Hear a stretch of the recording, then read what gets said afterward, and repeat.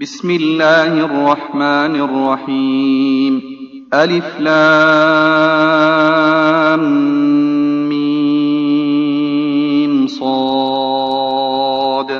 كتاب أنزل إليك فلا يكن في صدرك حرج منه لتنذر به وذكرى للمؤمنين. اتبعوا ما أنزل إليكم من ربكم ولا تتبعوا من دونه أولياء قليلا ما تذكرون. وكم من قرية أهلكناها فجاءها بأسنا بياتا أو هم قائلون فما كان دعواهم إذ جاءهم بأسنا إلا أن قالوا إنا كنا ظالمين. فلنسألن الذين أرسل إليهم ولنسألن المرسلين فلنقصن عليهم بعلم وما كنا غائبين. والوزن يومئذ الحق فمن ثقلت موازينه فأولئك هم المفلحون ومن خفت موازينه فأولئك الذين خسروا أنفسهم بما كانوا بآياتنا يظلمون. ولقد مكناكم في الأرض وجعلنا لكم فيها معايش قليلا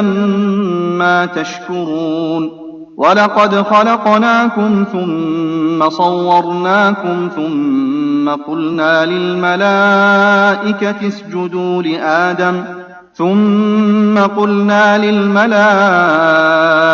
اسجدوا لآدم فسجدوا إلا إبليس لم يكن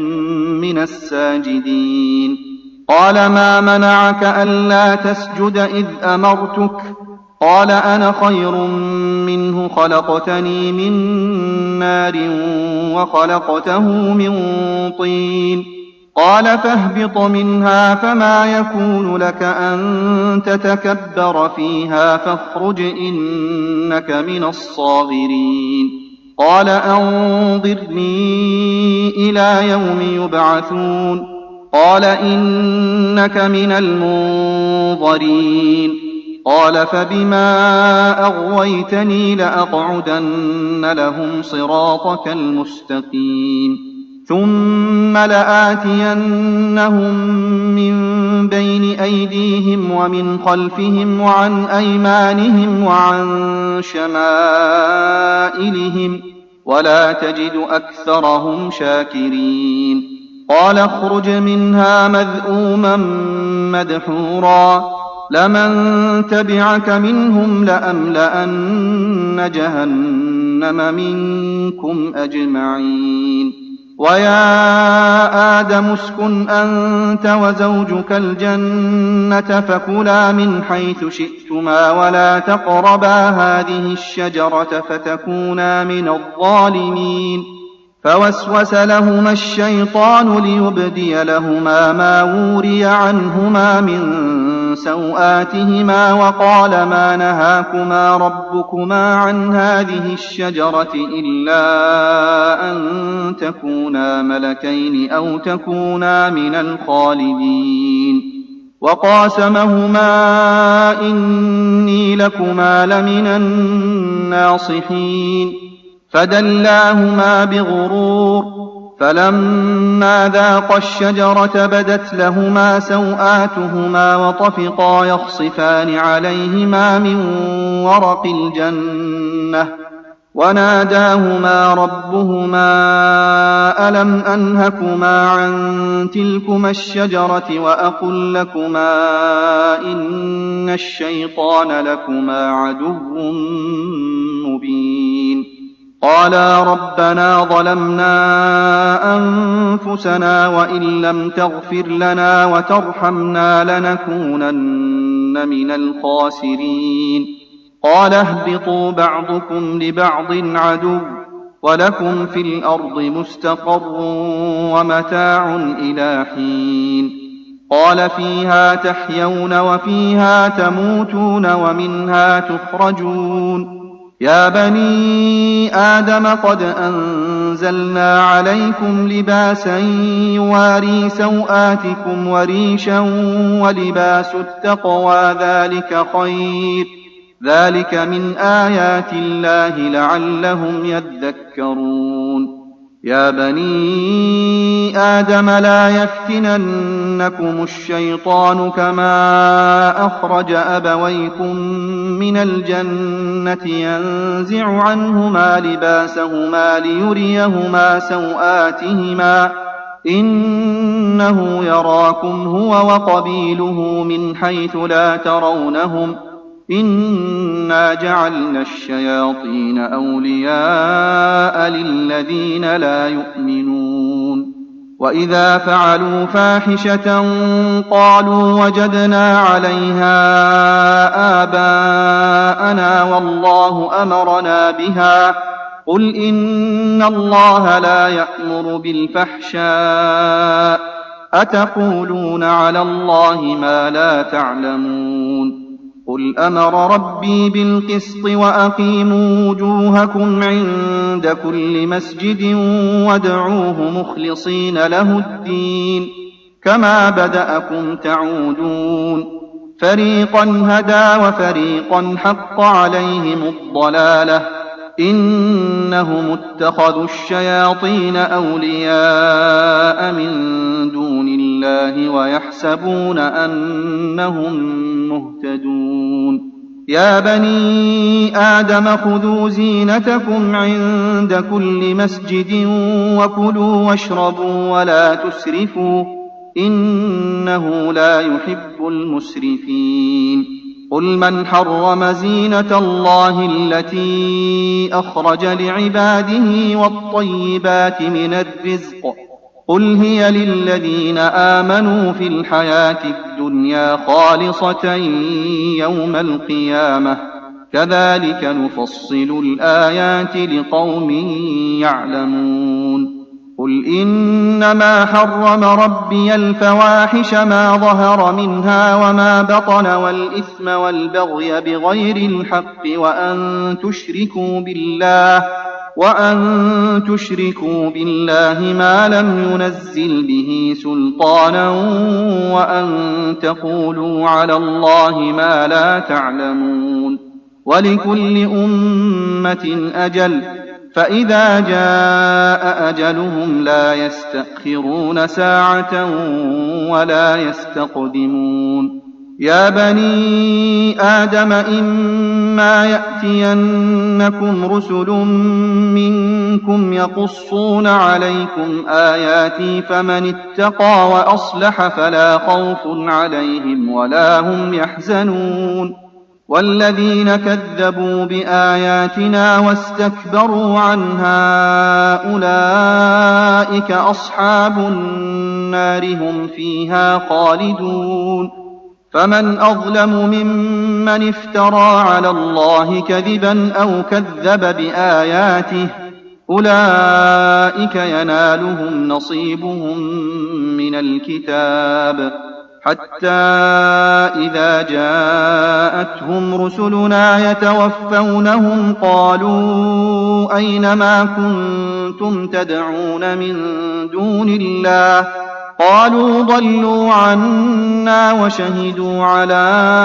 أنفسهم أنهم كانوا كافرين قال ادخلوا في قد خلت من قبلكم من الجن والإنس في النار كلما دخلت أمة لعنت أختها حتى إذا اداركوا فيها جميعا قالت أخراهم لأولاهم ربنا هؤلاء أضلونا فآتهم عذابا ضعفا من النار قال لكل ضعف ولكن لا تعلمون وقالت أولاهم لأخراهم فما كان لكم علينا من فضل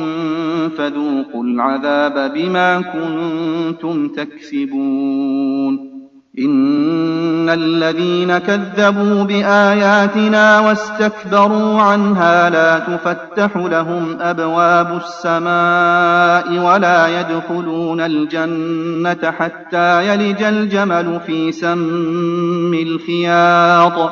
وكذلك نجزي المجرمين لهم من جهنم مهاد ومن فوقهم غواش وكذلك نجزي الظالمين والذين آمنوا وعملوا الصالحات لا نكلف نفسا إلا وسعها أولئك أصحاب الجنة هم فيها خالدون ونزعنا ما في صدورهم من غل تجري من تحتهم الأنهار وقالوا الحمد لله الذي هدانا لهذا وما كنا لنهتدي لولا أن هدانا الله لقد جاءت رسل ربنا بالحق ونودوا أن تلكم الجنة أورثتموها بما كنتم تعملون ونادى أصحاب الجنة أصحاب النار أن قد وجدنا ما وعدنا ربنا حقا فهل وجدتم ما وعد ربكم حقا قالوا نعم فأذن مؤذن بينهم اللعنة الله على الظالمين الذين يصدون عن سبيل الله ويبغونها عوجا وهم بالآخرة كافرون وبينهما حجاب وعلى الأعراف رجال يعرفون كلا بسيماهم ونادوا أصحاب الجنة أن سلام عليكم لم يدخلوها وهم يطمعون وإذا صرفت أبصارهم تلقاء أصحاب النار قالوا ربنا لا تجعلنا مع القوم الظالمين ونادى أصحاب الأعراف رجالا يعرفونهم بسيماهم قالوا ما أغنى عنكم جمعكم وما كنتم تستكبرون أهؤلاء الذين أقسمتم لا ينالهم الله برحمة ادخلوا الجنة لا خوف عليكم ولا أنتم تحزنون ونادى أصحاب النار أصحاب الجنة أن أفيضوا علينا من الماء أو مما رزقكم الله قالوا إن الله حرمهما على الكافرين الذين اتخذوا دينهم لهوا ولعبا وغرتهم الحياة الدنيا فاليوم ننساهم كما نسوا لقاء يومهم هذا وما كانوا بآياتنا يجحدون ولقد جئناهم بكتاب فصلناه على علم هدى ورحمة لقوم يؤمنون هل ينظرون إلا تأويله يوم يأتي تأويله يقول الذين نسوه من قبل قد جاءت رسل ربنا بالحق فهل لنا من شفعاء فيشفعوا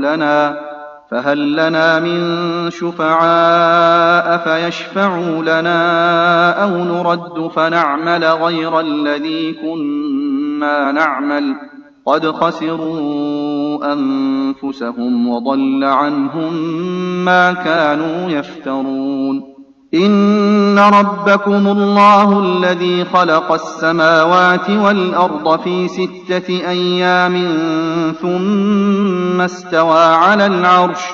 يغشي الليل والنهار يطلبه حثيثا والشمس والقمر والنجوم مسخرات بأمره ألا له الخلق والأمر تبارك الله رب العالمين ادعوا ربكم تضرعا وخفية إنه لا يحب المعتدين ولا تفسدوا في الأرض بعد إصلاحها وادعوه خوفا وطمعا إن رحمة الله قريب من المحسنين وهو الذي يرسل الرياح بشرا بين يدي رحمته حتى إذا أقلت سحابا ثقالا سقناه لبلد ميت فأنزلنا به الماء فأخرجنا به من كل الثمرات كذلك نخرج الموتى لعلكم تذكرون والبلد الطيب يخرج نباته بإذن ربه والذي خبث لا يخرج إلا نكدا كذلك نصرف الآيات لقوم يشكرون لقد أرسلنا نوحا إلى قومه فقال يا قوم اعبدوا الله ما لكم من إله غيره إني أخاف عليكم عذاب يوم عظيم قال الملأ من قومه إنا لنراك في ضلال مبين قال يا قوم ليس بي ضلالة ولكني رسول من رب العالمين أبلغكم رسالات ربي وأنصح لكم وأعلم من الله ما لا تعلمون أوعجبتم أن جاءكم ذكر من ربكم على رجل منكم لينذركم ولتتقوا ولعلكم ترحمون فكذبوه فأنجيناه والذين معه في الفلك وأغرقنا الذين كذبوا بآياتنا إنهم كانوا قوما عمين وإلى عاد أخاهم هودا قال يا قوم اعبدوا الله ما لكم من إله غيره أفلا تتقون قال الملأ الذين كفروا من قومه إنا لنراك في سفاهة وإنا لنظنك من الكاذبين قال يا قوم ليس بي سفاهة ولكني رسول من رب العالمين أبلغكم رسالات ربي وأنا لكم ناصح أمين أوعجبتم أن جاءكم ذكر من ربكم على رجل منكم لينذركم واذكروا إذ جعلكم خلفاء من بعد قوم نوح وزادكم في الخلق بسطة فاذكروا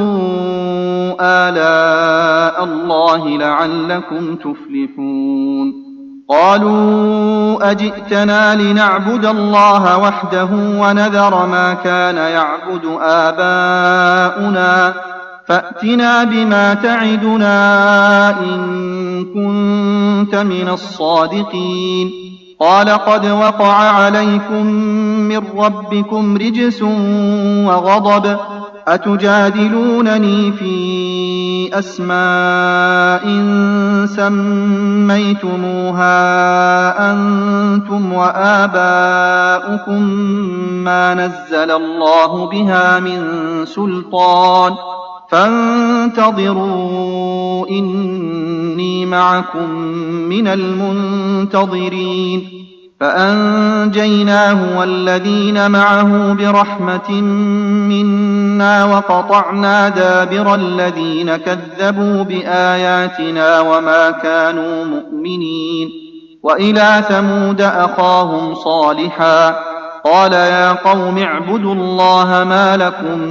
من إله غيره قد جاءتكم بينة من ربكم هذه ناقة الله لكم آية فذروها تأكل في أرض الله ولا تمسوها بسوء فيأخذكم عذاب أليم واذكروا إذ جعلكم خلفاء من بعد عاد وبوأكم في الأرض تتخذون من سهولها قصورا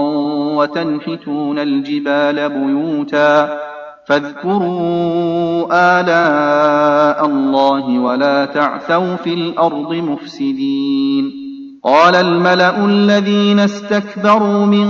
قومه للذين استضعفوا لمن آمن منهم أتعلمون أن صالحا مرسل من ربه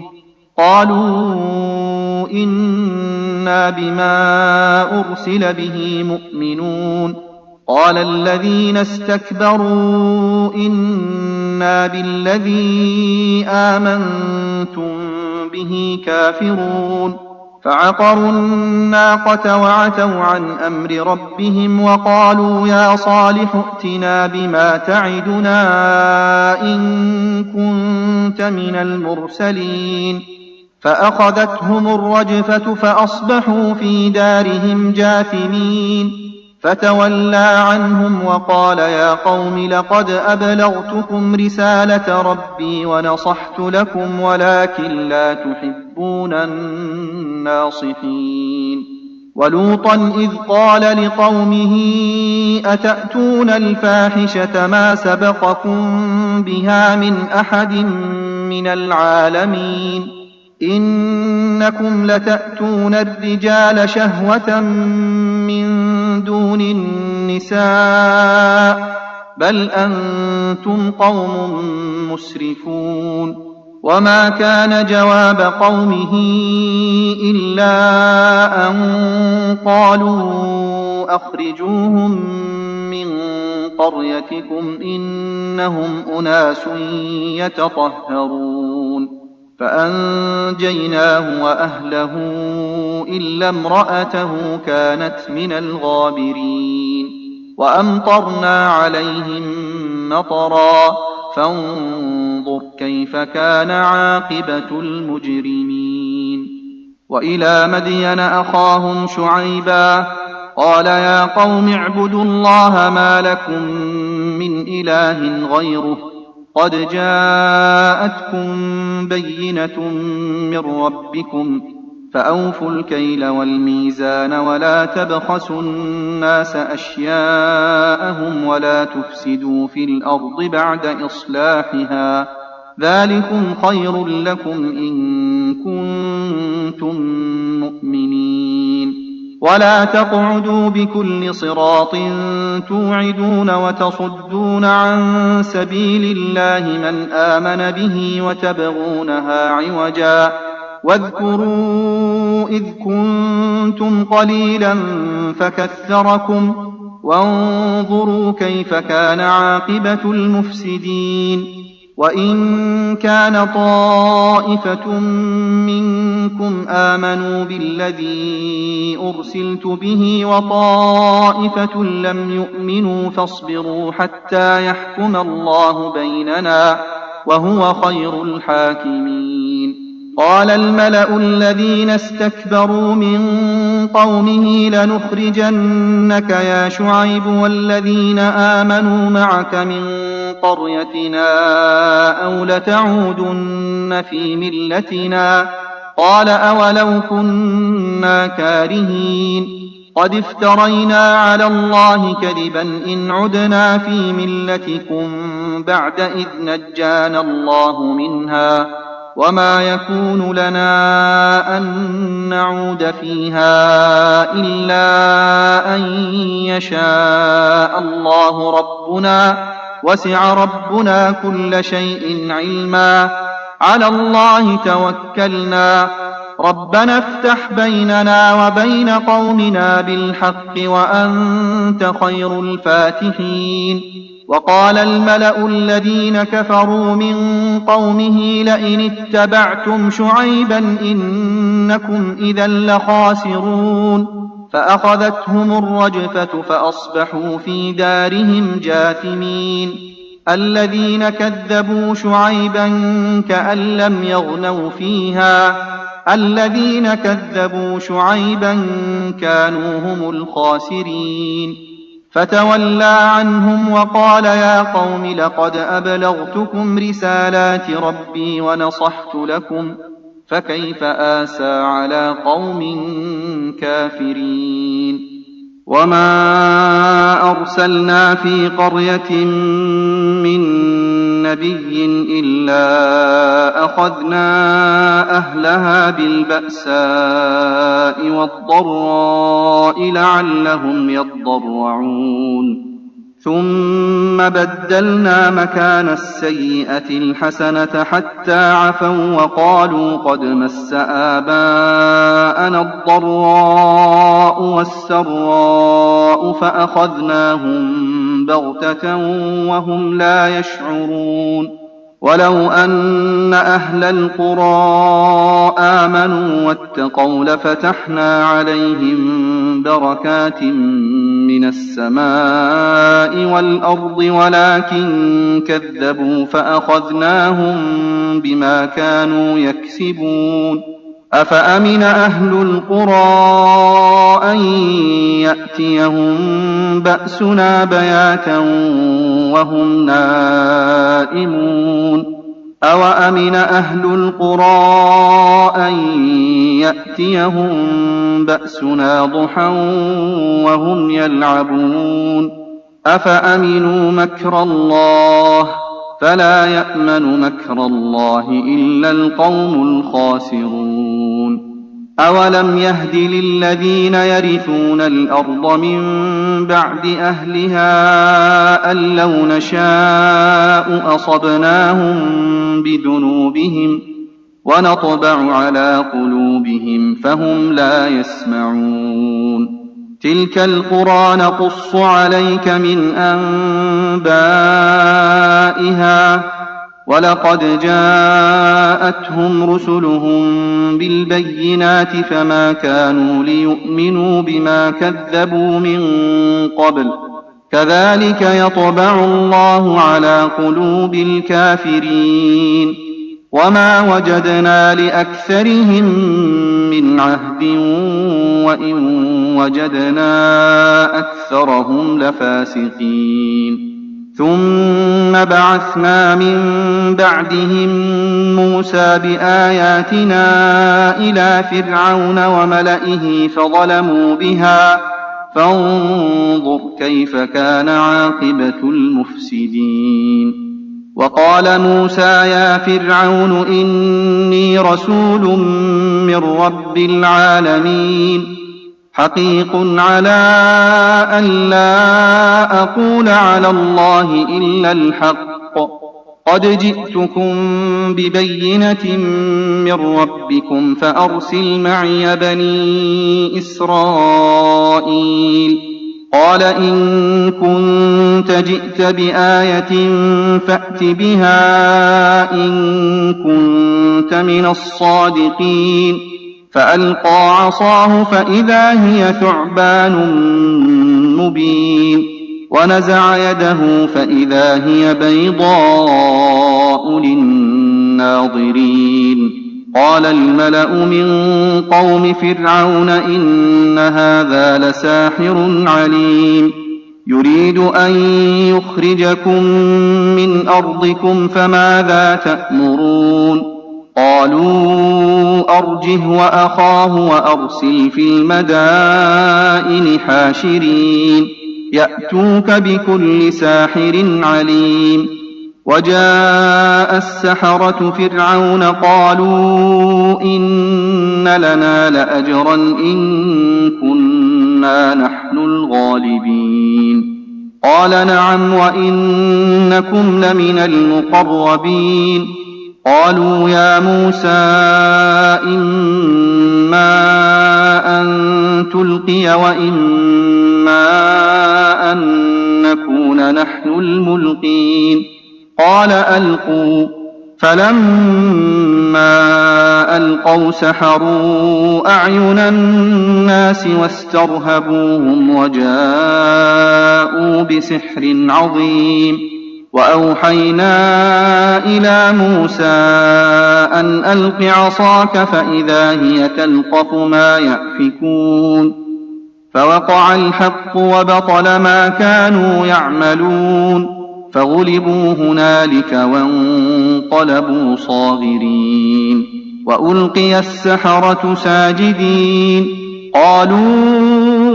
آمنا برب العالمين رب موسى وهارون قال فرعون آمنتم به قبل أن آذن لكم إن هذا لمكر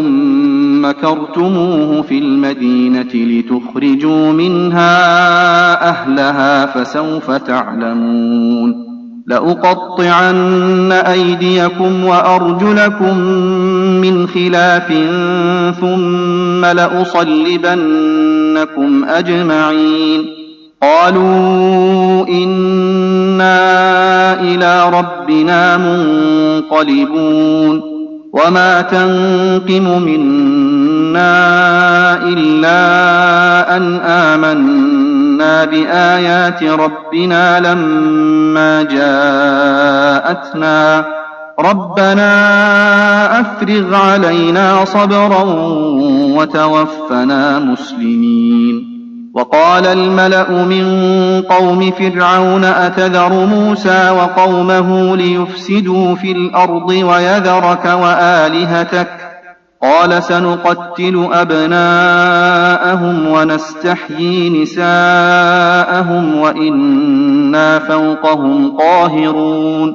قال موسى لقومه استعينوا بالله واصبروا إن الأرض لله يورثها من يشاء من عباده والعاقبة للمتقين قالوا أوذينا من قبل أن تأتينا ومن بعد ما جئتنا قال عسى ربكم أن يهلك عدوكم ويستخلفكم في الأرض فينظر كيف تعملون ولقد أخذنا آل فرعون بالسنين ونقص من الثمرات لعلهم يذكرون فإذا جاءتهم الحسنة قالوا لنا هذه وإن تصبهم سيئة يطيروا بموسى ومن معه ألا إنما طائرهم عند الله ولكن أكثرهم لا يعلمون وقالوا مهما تأتنا به من آية لتسحرنا بها فما نحن لك بمؤمنين فأرسلنا عليهم الطوفان والجراد والقمل والضفادع والدم آيات مفصلات فاستكبروا وكانوا قوما مجرمين ولما وقع عليهم الرجز قالوا يا موسى ادع لنا ربك بما عهد عندك لئن كشفت عنا الرجز لنؤمنن لك ولنرسلن معك بني إسرائيل فلما كشفنا عنهم الرجز إلى أجل هم بالغوه إذا هم ينكثون فانتقمنا منهم فأغرقناهم في اليم بأنهم كذبوا بآياتنا وكانوا عنها غافلين وأورثنا القوم الذين كانوا يستضعفون مشارق الأرض ومغاربها التي باركنا فيها وتمت كلمة ربك الحسنى على بني إسرائيل بما صبروا ودمرنا ما كان يصنع فرعون وقومه وما كانوا يعرشون وجاوزنا ببني إسرائيل البحر فأتوا على قوم يعكفون على أصنام لهم قالوا يا موسى اجعل لنا إلها كما لهم آلهة قال إنكم قوم تجهلون إن هؤلاء متبر ما هم فيه وباطل ما كانوا يعملون قال أغير الله أبغيكم إلها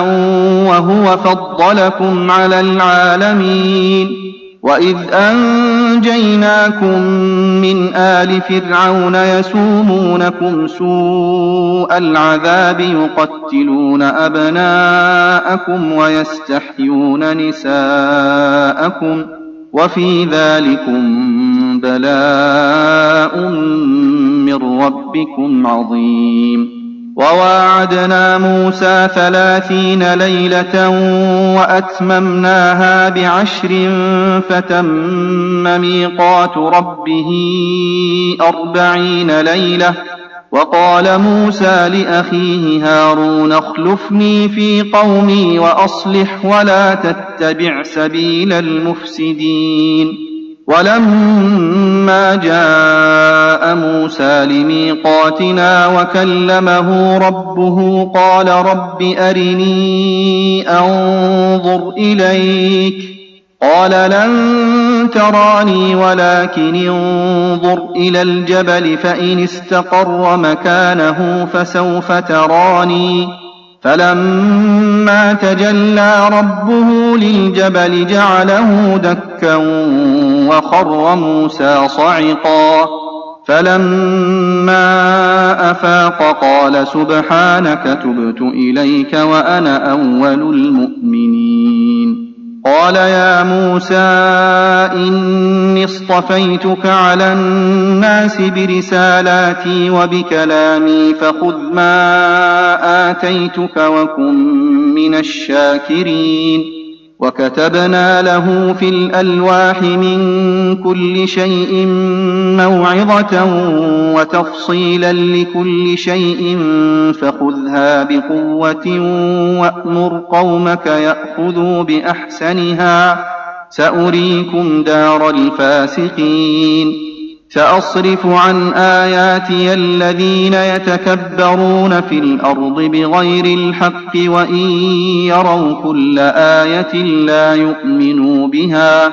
وإن يروا كل آية لا يؤمنوا بها وإن يروا سبيل الرشد لا يتخذوه سبيلا وإن يروا سبيل الغي يتخذوه سبيلا ذلك بأنهم كذبوا بآياتنا وكانوا عنها غافلين والذين كذبوا بآياتنا ولقاء الآخرة حبطت أعمالهم هل يجزون إلا ما كانوا يعملون واتخذ قوم موسى من بعده من حليهم عجلا جسدا له خوار ألم يروا أنه لا يكلمهم ولا يهديهم سبيلا اتخذوه وكانوا ظالمين ولما سقط في أيديهم ورأوا أنهم قد ضلوا قالوا لئن لم يرحمنا ربنا ويغفر لنا لنكونن من الخاسرين ولما رجع موسى إلى قومه غضبان أسفا قال بئس ما خلفتموني من بعدي أعجلتم أمر ربكم وألقى الألواح وأخذ برأس أخيه يجره إليه قال ابن أم إن القوم استضعفوني وكادوا يقتلونني فلا تشمت بي الأعداء ولا تجعلني مع القوم الظالمين قال رب اغفر لي ولأخي وأدخلنا في رحمتك وأنت أرحم الراحمين إن الذين اتخذوا العجل سينالهم غضب من ربهم وذلة في الحياة الدنيا وكذلك نجزي المفترين والذين عملوا السيئات ثم تابوا من بعدها وآمنوا إن ربك من بعدها لغفور رحيم ولما سكت عن موسى الغضب أخذ الألواح وفي نسختها هدى ورحمة للذين هم لربهم يرهبون واختار موسى قومه 70 رجلا لميقاتنا فلما أخذتهم الرجفة قال رب لو شئت أهلكتهم من قبل وإياي أتهلكنا بما فعل السفهاء منا إن هي إلا فتنتك تضل بها من تشاء وتهدي من تشاء أنت ولينا فاغفر لنا وارحمنا وأنت خير الغافرين واكتب لنا في هذه الدنيا حسنة وفي الآخرة إنا هدنا إليك قال عذابي أصيب به من أشاء ورحمتي وسعت كل شيء فسأكتبها للذين يتقون ويؤتون الزكاة والذين هم بآياتنا يؤمنون الذين يتبعون الرسول النبي الأمي الذي يجدونه مكتوبا عندهم في التوراة والإنجيل يأمرهم بالمعروف وينهاهم عن المنكر ويحل لهم الطيبات ويحرم عليهم الخبائث ويضع عنهم إصرهم والأغلال التي كانت عليهم فالذين آمنوا به وعزروه ونصروه واتبعوا النور الذي أنزل معه أولئك هم المفلحون قل يا أيها الناس إني رسول الله إليكم جميعا الذي له ملك السماوات والأرض لا إله إلا هو يحيي ويميت فآمنوا بالله ورسوله النبي الأمي الذي يؤمن بالله وكلماته واتبعوه لعلكم تهتدون ومن قوم موسى أمة يهدون بالحق وبه يعدلون وقطعناهم 12 أسباطا أمما وأوحينا إلى موسى إذ استسقاه قومه أن اضرب بعصاك الحجر فانبجست منه 12 عينا قد علم كل أناس مشربهم وظللنا عليهم الغمام وأنزلنا عليهم المن والسلوى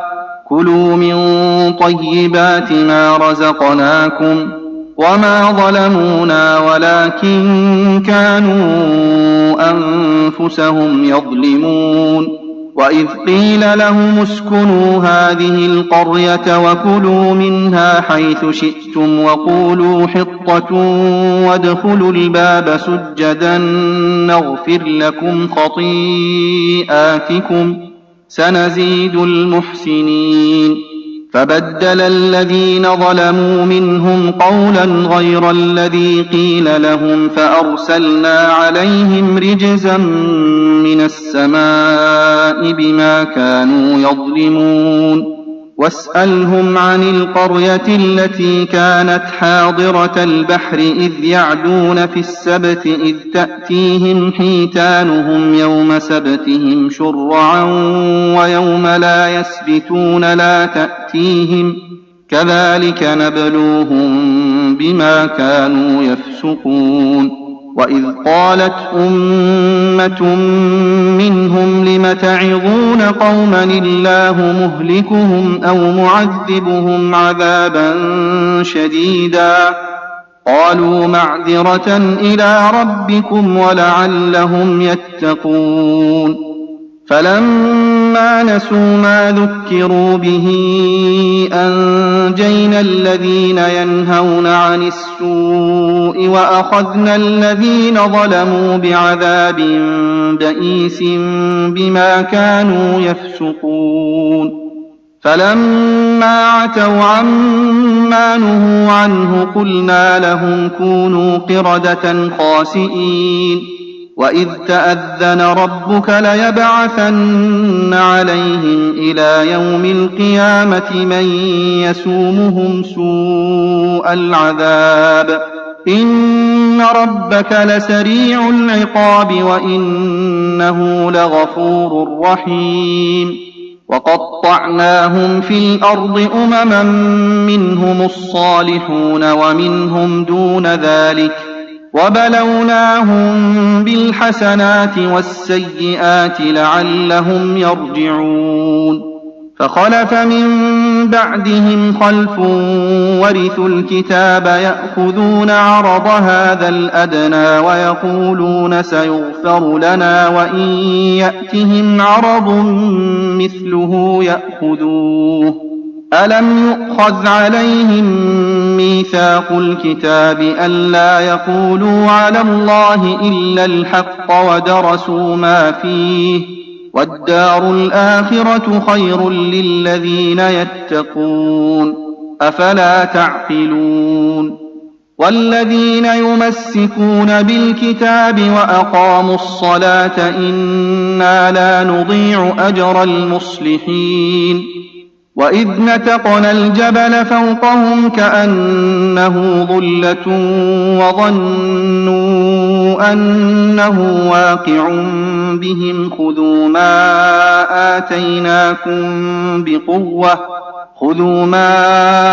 آتيناكم بقوة واذكروا ما فيه لعلكم تتقون وإذ أخذ ربك من بني آدم من ظهورهم ذريتهم وأشهدهم على أنفسهم ألست بربكم قالوا بلى شهدنا أن تقولوا يوم القيامة إنا كنا عن هذا غافلين أو تقولوا إنما أشرك آباؤنا من قبل وكنا ذرية من بعدهم أفتهلكنا بما فعل المبطلون وكذلك نفصل الآيات ولعلهم يرجعون واتل عليهم نبأ الذي آتيناه آياتنا فانسلخ منها فأتبعه الشيطان فكان من الغاوين ولو شئنا لرفعناه بها ولكنه أخلد إلى الأرض واتبع هواه فمثله كمثل الكلب إن تحمل عليه يلهث أو تتركه يلهث ذلك مثل القوم الذين كذبوا بآياتنا فاقصص القصص لعلهم يتفكرون ساء مثلا القوم الذين كذبوا بآياتنا وأنفسهم كانوا يظلمون من يهد الله فهو المهتدي ومن يضلل فأولئك هم الخاسرون ولقد ذرأنا لجهنم كثيرا من الجن والإنس لهم قلوب لا يفقهون بها ولهم أعين لا يبصرون بها ولهم آذان لا يسمعون بها أولئك كالأنعام بل هم أضل أولئك هم الغافلون ولله الأسماء الحسنى فادعوه بها وذروا الذين يلحدون في أسمائه سيجزون ما كانوا يعملون وممن خلقنا أمة يهدون بالحق وبه يعدلون والذين كذبوا بآياتنا سنستدرجهم من حيث لا يعلمون وأملي لهم إن كيدي متين أولم يتفكروا ما بصاحبهم من جنة إن هو إلا نذير مبين أولم ينظروا في ملكوت السماوات والأرض وما خلق الله من شيء وأن عسى أن يكون قد اقترب أجلهم فبأي حديث بعده يؤمنون من يضلل الله فلا هادي له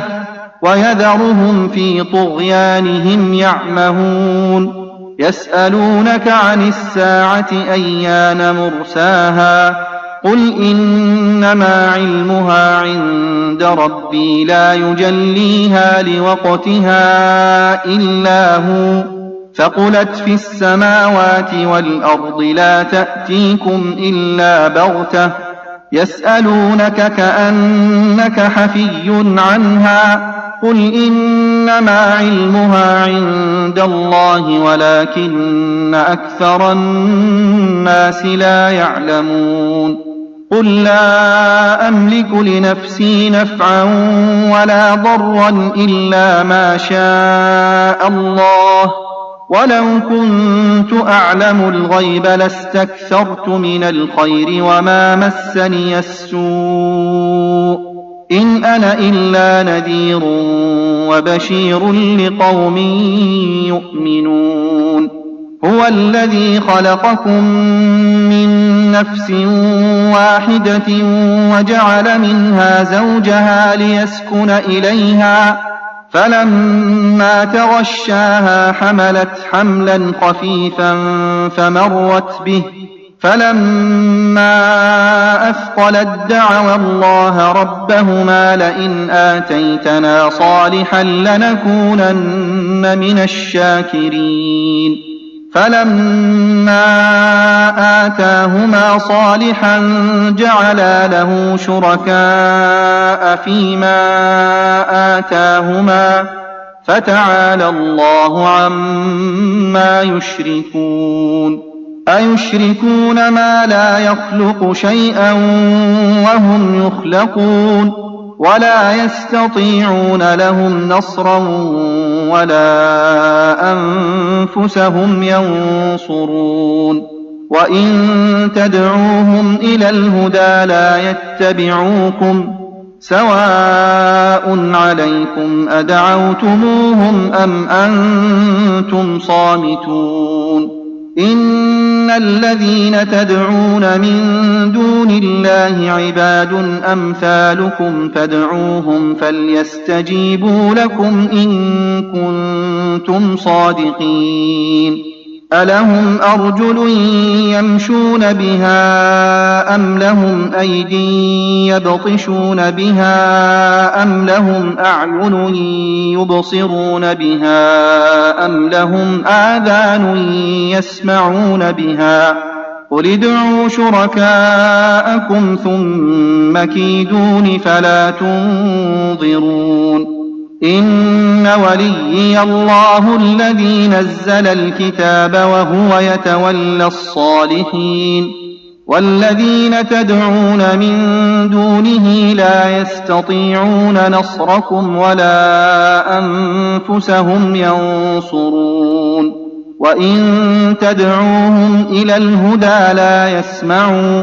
وتراهم ينظرون إليك وهم لا يبصرون خذ العفو وأمر بالعرف وأعرض عن الجاهلين وإما ينزغنك من الشيطان نزغ فاستعذ بالله إنه سميع عليم إن الذين اتقوا إذا مسهم طائف من الشيطان تذكروا فإذا هم مبصرون وإخوانهم يمدونهم في الغي ثم لا يقصرون وإذا لم تأتهم بآية قالوا لولا اجتبيتها قل إنما أتبع ما يوحى إلي من ربي هذا بصائر من ربكم وهدى ورحمة لقوم يؤمنون وإذا قرئ القرآن فاستمعوا له وأنصتوا لعلكم ترحمون واذكر ربك في نفسك تضرعا وخيفة ودون الجهر من القول بالغدو والآصال ولا تكن من الغافلين إن الذين عند ربك لا يستكبرون عن عبادته ويسبحونه وله يسجدون